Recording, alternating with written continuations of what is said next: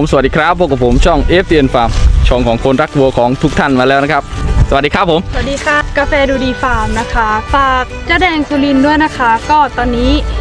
กำลังจะเข้ารีดอีกรอบแล้วค่ะก็ผลงานที่ออกมาก็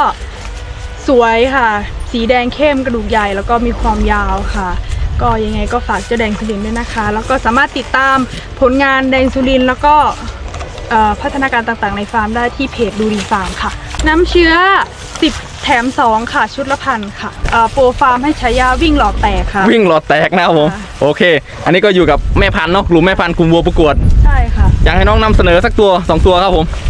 ตัวไหนก็ได้ตัวนี้ก็ได้ค่ะตัวนี้เคยเดินมีวัวเป็นสัตว์นี่ไอ้นี่เป็นสัตว์นี่ตัวนี้เป็นสัตว์นะครับผมดีมากเลยค่ะขวบหนึ่งค่ะขวบหนึ่งเป็นสัตว์แล้วโอเคเดี๋ยวมาดูกันฝั่งนี้นะครับตัวนี้เป็นวัวประกวดด้วยใช่ไหมครับใช่ค่ะเคยเดินสนามค่ายแถลงแล้วก็สนามสุรินทร์ค่ะราชมงคลF2 นะครับผมเป็นลูกผสมนะครับตัวนี้ท้องแล้วใช่ค่ะท้องกับแดงสุรินทร์ค่ะท้องกับแดงสุรินทร์นะครับผมรอติดตามได้เลยตัวนี้กำหนดคลอดยังไงครับกำหนดคลอดน่าจะ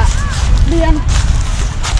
จำไม่ได้ค่ะแต่ว่าท้องได้3 เดือนอ๋อท้องได้3 เดือนโอเคครับนี่ตัวนี้นะคะเป็นลูกของแม่ที่ว่าพันธุกรรมไม่ทำงานอ๋อตัวนี้ใช่ไหมโหจ่ายลูกเทียบมากเลยครับลูกนี้จะวุ่นวายนิดนึงครับผมไม่เป็นไรครับวัวเยอะนะผมต้องขออภัยนี่โอเคหลังนี้หนามากครับหลังนี้เป็นแผ่นกระดานเลยนะครับผมตรงก็เป็นวัวประกวดนะครับผมอยากให้ดูมากโอเคเราอาจจะตื่นกลิ่นนะครับผมที่สังเกตคือไหลกว้างมากเนาะไหลหน้ากว้างค่ะไหลหน้ากว้างมากนะครับผมเปิดราคาไหมครับผมชุดนี้ไม่มีราคาเลยค่ะเก็บไว้นะครับผมรัดอยู่ครับนี่ต้องขออภัยเรื่องย้อนแสงโอ้โหลูกวัวตัวนี้เดี๋ยวขอนอกเรื่องนะครับผมโอ้โหKF31ครับลูก KF31นะครับผมมันช่วยกันเลี้ยงลูกมันหวงโอ้โหสวยมากตัวนี้อายุเท่าไหร่แล้วครับเดือนครึ่งผมอยากให้ดูมากเลยในแม่ครับตัวไหนครับแม่ตัวนี้ค่ะอ๋อแม่เป็นแม่ตัวนี้ใช่เป็น F1 ค่ะเป็นลูก ST520ค่ะครับผมเป็น F1โอ้โหใหญ่ลูก F2 ค่ะครับผมยี่หวาค่ะ F2 นี่ดูหัวกะโหลกนะครับใหญ่มากถ้ายืนมันอยู่กับพวกนี้บ่อยมันจะครับผมดูแสงโอเคเดี๋ยวให้ดูนะฝั่งนี้นะครับว้าวโอเคผมชอบตัวเล็กนี่มากเลยไปนู่นแล้วครับอาจจะวุ่นวายนิดนึงนะครับผมวัวมันเป็นสัตว์ด้วยนะครับผมไล่ตีกันตัวนี้แหละครับเอาบีมัตเตอร์ดีก็ได้ครับอันนี้ปีกว่าค่ะครับผมเป็น C1 ค่ะเป็นลูกบูชเชอร์ค่ะลูกของบูชเชอร์ใช่เป็นสัตว์แล้วด้วยใช่ค่ะครับผมเป็นสัตว์มา2 รอบ 3 รอบแล้วค่ะครับก็ว่าจะผสมแล้วค่ะปกตินี้ปล่อยแปลงทุกวันไหมครับวัวปล่อยช่วงเย็นๆนะคะให้เขาได้รีแลกซ์ถามว่าทุกวันไหมก็ทุกวันค่ะก็สลับแปลงปล่อยออกมาเดินค่ะในฐานะที่น้องมีวัวไปรีดน้ำเชื้อเนาะ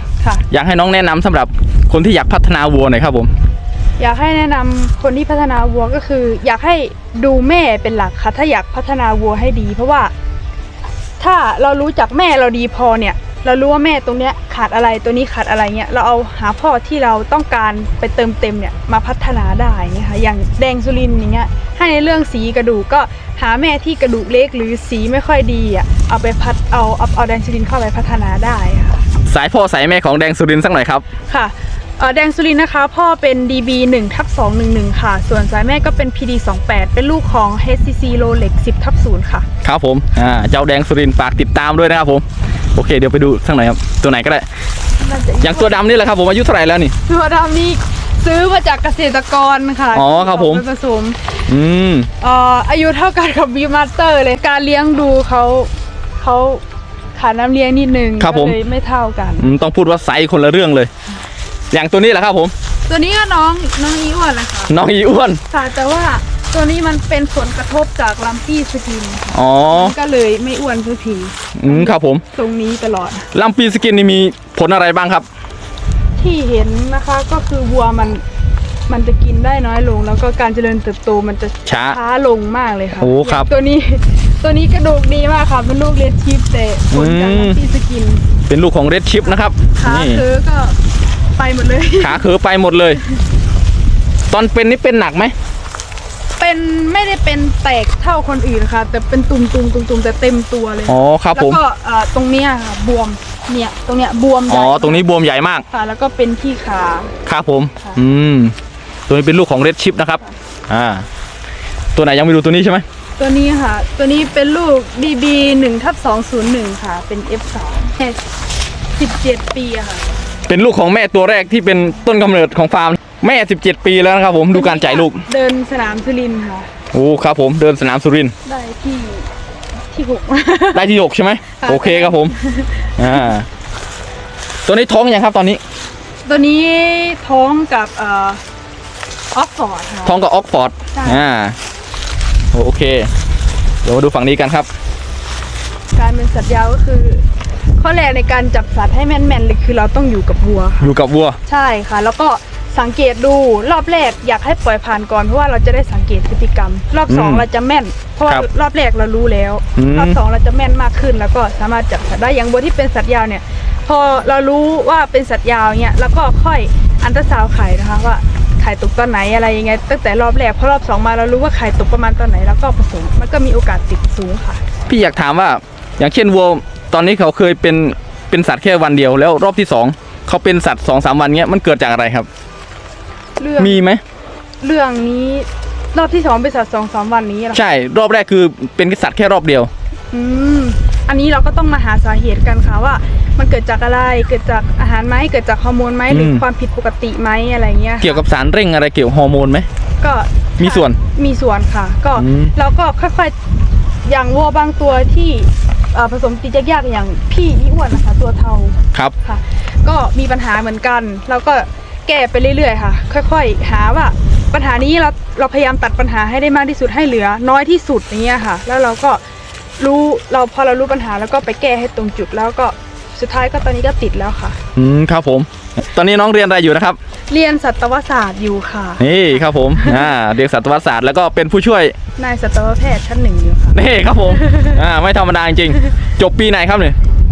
ตอนนี้เรียนอยู่ปี 3ค่ะ ปี 3 แล้วนะครับ ดูดีฟาร์มนะคะเป็นฟาร์มที่เราสร้างขึ้นมาจากความรักค่ะวัวทุกตัวของเราเลี้ยงด้วยความรัก แล้วก็ความใส่ใจของเราทุกตัวค่ะ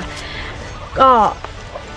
ยังไงก็ฝากด้วยนะคะดูดีฟาร์มเป็นฟาร์มน้องใหม่จริงๆวงการวัวนะคะเพราะว่าเพิ่งทำแล้วก็แดงสุรินทร์ก็ยังไงก็ฝากเจ้าแดงสุรินทร์ไว้ด้วยนะคะน้ำเชื้อวิ่งดีจริงๆค่ะ อันนี้การันตีเลยค่ะ ครับผมโอเค วันนี้ก็ขอบคุณคุณน้องมากครับ ขอบคุณค่ะ